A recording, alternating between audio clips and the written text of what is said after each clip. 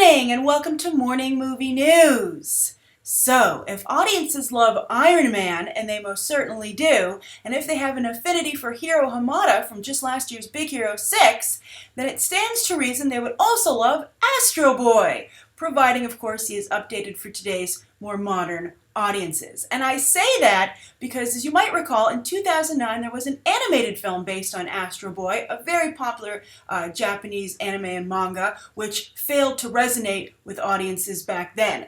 This is, of course, just 6 years ago at this point, again in 2009. It was made for a pretty responsible budget, $65 million, but it only brought in $39 million worldwide. So you would think Hollywood would be reluctant to give that property a second shot so soon. I mean, it's not like it's a comic book property that they can reboot, right? Sometimes we talk about how fast Hollywood seems to recycle properties. For instance, the Fantastic Four. But the new Fantastic Four looks pretty good, and an Australian special effects company, Animal Logic, feels they can revamp Astro Boy in a way that would be quite successful. And they're teaming with a Japanese company to do so, I think also to make sure that it performs well at the box office in Asia, which of course, as we discuss many times here on Beyond the Trailer and Movie Math and Morning Movie News, is a hotbed of box office cash. So the idea here is that not only are they going to reinvent Astro Boy for today's current audiences, but they're going to do so as a live-action movie. Now, Animal Logic will handle the special effects, and they've actually just finished doing the special effects for Avengers 2: Age of Ultron. So they have a pretty good resume, and they're also, by the way, this is the company that Simon Cowell is working with to do the upcoming Betty Boop movie. They're going to handle the animation for Betty Boop. I think it's a live-action CGI mashup, like Smurfs and Alvin and the Chipmunks and the upcoming SpongeBob, which opens tomorrow, and that's what they're going to do with Betty Boop. So Animal Logic's really trying to get not only into the movie business, but into the global movie business. These are very strong properties, or at least they were. I think it's interesting that both these properties are pretty antiquated. Betty Boop, of course, and Astro Boy. So, for those of you who aren't in the know, Astro Boy was created in the 1950s in Japan, and it's basically kind of their version of Pinocchio. A robot loses his son, so he creates a robot boy to kind of take his place. And he has his first great adventure, and then he kind of finds a purpose for his life, saving the world, etc. So I think this could potentially do pretty well. I think that a young hero is a tough sell even with today's audiences. I think that, and if it's not animated, I think even How to Train Your Dragon has done well with aging up Hiccup. And if they're going to make a Big Hero 6 too, I would consider aging up Hero and friends as well. Well, his other friends are actually older because they were all Tadashi's pals. And I think that you can imagine perhaps how much even more successful Big Hero 6 had been if perhaps you just had Tadashi in the role of Hiro Hamada. Very likable character, extremely well animated, and easy on the eyes. So I think you also help develop that kind of fandom as well. It never hurts to have many members in your audience have a crush on your character. So I would maybe say that this could work, but I would go with like Astro Teen. I would try and age it up a little bit. But then you don't want to have a young adult novel either. But if you can do it just right, you have a young adult novel like, let's say, Hunger Games, or even Divergent, I think this company would take. So I'm curious, are any of you familiar with Astro Boy? The styling is very old school, so I think that's one of the reasons it's had problems crossing over. I think the same for Betty Boop. She still is dressed in the heyday of when she was created in terms of those fashion concepts. So I think she might, we'll see if they decide to update her as well. But I'm curious if any of you think an Astro Boy movie would work, and if you think it would work with such a young lead character, or do you think you agree with me they might want to age it up at least just a little bit?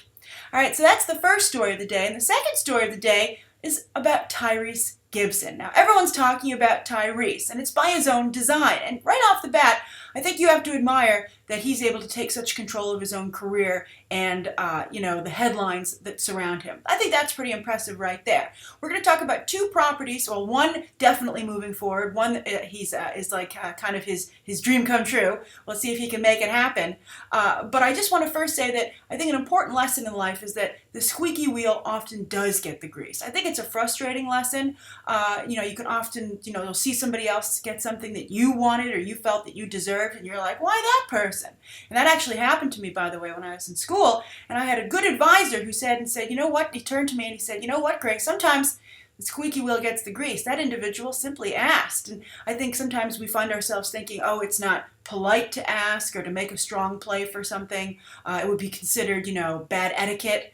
But sometimes, you stand there being all polite while someone, passes you up and gets something that you were hoping that you would be something that could advance yourself.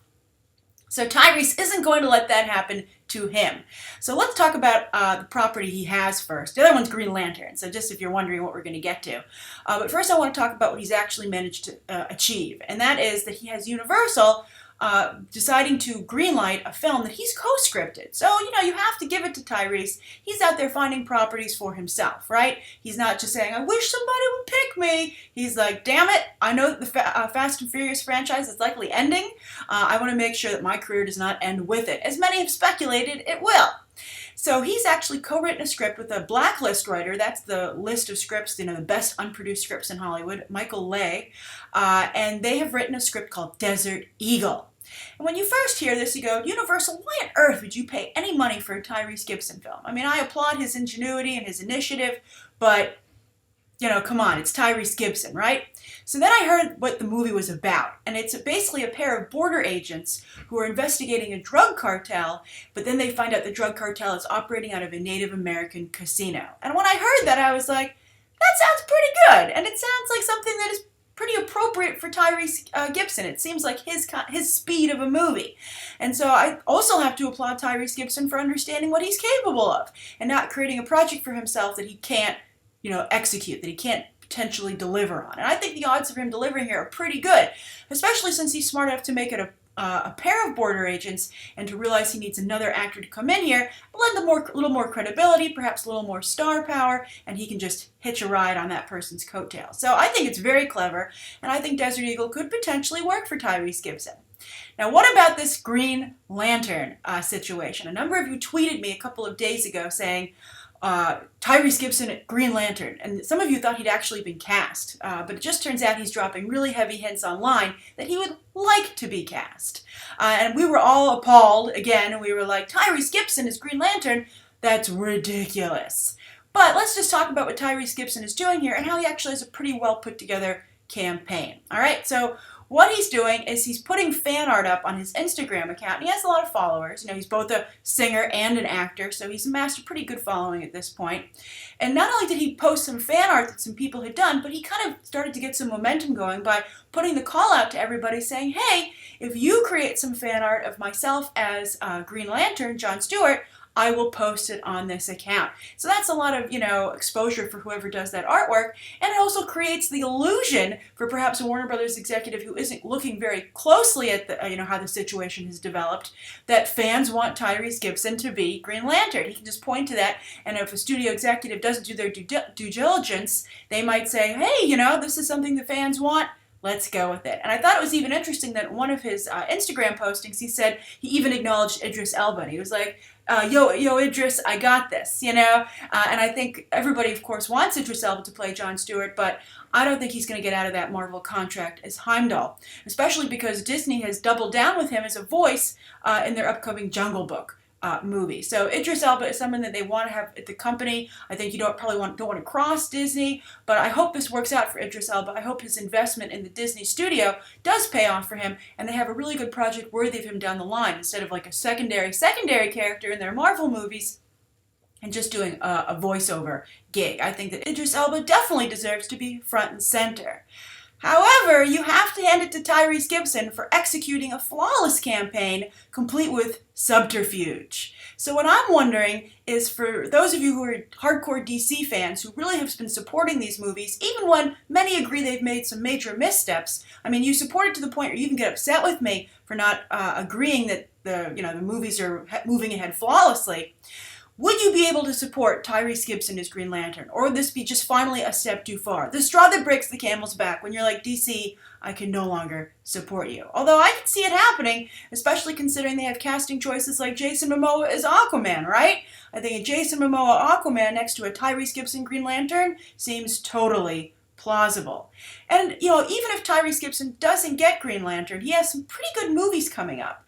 He's actually going to co-star with Jake Gyllenhaal in the movie Southpaw for Antoine Fuqua. That's a very respectable cast. Kind of makes you wonder right there, why is Tyrese Gibson in that little party? And then also he's in Ride Along 2 with Kevin Hart and Ice Cube, which is also a very hot property. So with those movies on his resume and Desert Eagle, Universal just deciding to commit to funding this movie, which stars Tyrese Gibson, which he co-wrote, this all, I think, also helps add to the conversation with Warner Brothers and Green Lantern to make it seem all the more plausible. So we'll see. We'll see what happens. I think probably the bottom line of this story is that Idris Elba shouldn't have signed on for Heimdall. It's just created like a ripple effect of problems in Hollywood. It's like if you go back to like, you know, Instant Zero, you know, when the outbreak of bad casting started, it would be when Idris Elba took himself out of contention by taking on such a small role. All right, so that's the second story of the day. Now, the third story of the day has to do with a Brad Pitt movie. Not one that he's going to star in, but one that he's producing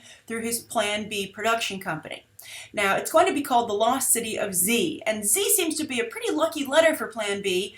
Interestingly, ironically, since they're called Plan B, Plan B's plan is Z, of course, because they produced World War Z, which was a huge hit for them and the biggest hit of Brad Pitt's career. So The Lost City of Z, it isn't going to star him, though, and it was going to star Benedict Cumberbatch, but he's had to drop out, presumably because he's doing Doctor Strange for Marvel. Another ripple effect from casting choices. So the person they've cast to take over for him is Charlie Hunnam. Charlie Hunnam, very interesting person in terms of where his career is right now. We'll get into that in a moment, but first let's discuss The Lost City of Z. The Lost City of Z is based on real-life historical events. It was chronicled in a book called The Lost City of Z, which is what Plan B optioned. And it tells the story of a very famous British explorer who was convinced there was the city of Z deep in the jungles. And he went searching for it several times, but, you know, the last time he went with his son. And they disappeared looking for this city. So it's kind of like a Heart of Darkness situation, I think, or Mosquito Coast, that famous, you know, Harrison Ford film. Didn't do that well, but, you know, I think people still remember it. There's like a genre of this kind of, you know, jungle exploration movies that I think that are somewhat romanticized, and I think, you know, with the right ad campaign, you could really get people interested in this property. But there's even more, because the people who are cast in it are going to be Sienna Miller, hot off of American Sniper, so that's very good for her, but then also Robert Pattinson. And I'm actually kind of rooting for Robert Pattinson these days. He's quite charming. You know, he seems a little lost sometimes, perfect for this movie, and I think that the breakup with Kristen Stewart, I think, really cast him in a sympathetic light, which he still, I think, is basking in. I think, even though I don't know how much I can vouch for his qualities as an actor, for instance, I hated The Rover with Guy Pearce and Robert Pattinson, but I respected Robert Pattinson's efforts in that film to do a good job. So I'm rooting for him. I'd love to see him succeed. I'm actually more excited about him being in this movie than Charlie Hunnam. But the book is something that jumps around, and it not only chronicles what happens or tries to solve the mystery of what happens to happen to this explorer and his son, but it shows a modern-day archaeologist trying to, you know, finding a city and thinking that this might be the city in question, and trying to discover what did indeed happen to these people. So the first question, I think, is whether or not this will be a situation like World War Z, where Brad Pitt takes a really popular book and changes it beyond the point of recognition. Just was really buying a title and an idea. And that worked out, again, really well for World War Z, which I think had more fans that overlap with movies. I don't know if a lot of fans of Lost City of Z are going to think it's really worth their time to rally against a film adaptation that they don't think perhaps is the most accurate or representative of the quality of the book. But we'll see. But I think this sounds pretty good, with the exception of Charlie Hunnam. Yes, I don't know if Charlie Hunnam is a big star. I know Hollywood's convinced that he is, but I think that they should take a strong look at Pacific Rim and see that he didn't really sell a lot of tickets there. Not only did he not sell a lot of tickets, you know, he was cast there based on the strength of, you know, the work he was doing on television, on FX with Sons of Anarchy, but, you know, he didn't bring anyone to the theater, and now he's associated with a pretty big flop. But, you know, maybe Guillermo del Toro can fix it, the situation that he helped create, because he, of course, directed Pacific Rim, with the upcoming Crimson Peak, a hotly anticipated horror film which stars Jessica Chastain and Tom Hiddleston and Mia Wasikowska, but also Charlie Hunnam. So that might do something to help his reputation a little bit. Also, they wanted Charlie Hunnam for 50 Shades of Grey, and Charlie Hunnam was willing to do it, but actually dropped out purely because of script matters. The content and the sexuality of it did not bother him. And again, this was something he was willing to do, perhaps even excited to do until he read the script. But I think that he's also now associated with dropping out of that project. And I think the fact that he was willing to do that film, I think, speaks to, an interesting career path, and maybe someone that isn't going to mesh with the kind of fans that need to mesh with a property like World War Z. He doesn't seem particularly genre friendly. He seems a little, I think the properties he chooses, maybe he doesn't have an understanding for the fan base. And I think it's interesting because one of the things Tyrese Gibson has been saying, he's like, I respect the culture, the comic book culture. And I think that's important that be recognized as something you need to embrace. And I think that Charlie Hunnam, perhaps, maybe he tries to embrace it, but maybe he doesn't understand it, which is why he isn't making the best career choices in terms of genre films. But we'll see. And he also still, of course, has Sons of Anarchy, which he still has a fan base for because of that show. But I'm curious if this sounds like a good movie to you. Do you think that Charlie Hunnam is a good replacement for Benedict Cumberbatch? And what do you think of Brad Pitt continuing to option these books and then, kind of just do with them what he would like? This is also the team, by the way, the production team behind 12 Years a Slave and Selma. So it's interesting the two tracks they seem to be on. Movies with the letter Z that are really high concept, and then movies that really deal with a lot of important historical instances for African-American culture. So, those two tracks seem to be working really well for them. I see no reason to diversify beyond them at this point. All right, so speaking of careers and reputations, let's go to the viewer question, which comes from Mr. Cool Aiden. Mr. Cool Aiden had been a long-time BTT viewer. Hi, Aiden. And he had an interesting question based off of yesterday's story that Joss Whedon wants to leave the Marvel Cinematic Universe, create his own cinematic universes with his own characters, and that maybe fans are okay with it because they're so excited for the Russo Brothers to potentially direct Avengers Infinity War Parts 1 and 2 based on their work in Captain America the Winter Soldier. So that's what Mr. Cool Aiden's question comes from. So he says, question, Grace. I've thought long and hard about the Russo brothers possibly being hired to direct Infinity War Part 1 and 2. And if I'm honest, I'm not convinced. Fans presume that because Winter Soldier was a strong entry into the MCU, the Russo brothers are invincible and can handle anything, even the Infinity War. But when you think about it, all they've ever done that's been truly good is Winter Soldier. Why do people have such strong faith in these two directors when they haven't fully proven themselves? I think that's a very good question. I think it's one worth obviously discussing, as I picked it for today. But I think the reason is that the Russo brothers not only did such a good job with the Winter Soldier, but they pulled off what was actually a very tricky film. The Winter Soldier not only has fantastic action sequences that as soon as you see them, you're like, I can't wait to watch this action sequence again. But it also pulls off a very intricate plot with a lot of moving parts and a very big cast. And it moves along even more so like a well-oiled machine, which makes it even more impressive. And I think that's why fans are excited for them to take over Infinity War, because Infinity War is also going to be a very complicated story with lots of players, and I think the Russo brothers prove they can do that, but without being bogged down to the point that they forget about the action. Often when you have a really intricate plot and lots of characters and lots of necessary character development, sometimes you forget about the action. But the Russo brothers created a film that had it all. So I think that people are looking to see that with Avengers Infinity War. Also, I think that Captain America the Winter Soldier had a really strong level of sophistication, which we haven't seen to date in any of the Marvel movies. So I think fans are excited about seeing that being brought onto an Avengers film. I think Joss Whedon does a great job. The films that he does are a lot of fun, but at the same time, I think they lack the sophistication of, again, Winter Soldier, and perhaps some of the films that, stand, the test of time. I think Avengers is a great movie. I love it. It was one of my favorite movies the year it came out. I think it's going to stand the test of time for sure. But in terms of story, there are plot holes. I mean, people can poke holes in it pretty easily.